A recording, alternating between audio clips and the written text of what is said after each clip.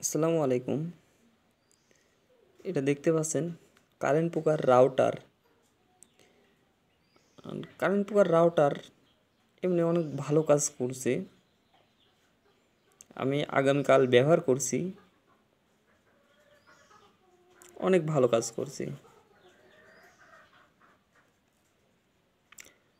Current পোকা লাগার আগেই ব্যবহার করবেন।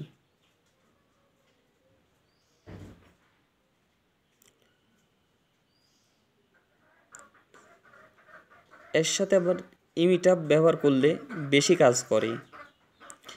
যদি এর সাথে ইমিটাপ ব্যবহার করেন তাহলে রুই পোকা, ফড়িং, বাদামি ফড়িং, জাব পোকা, মশা কিছুই থাকবে না।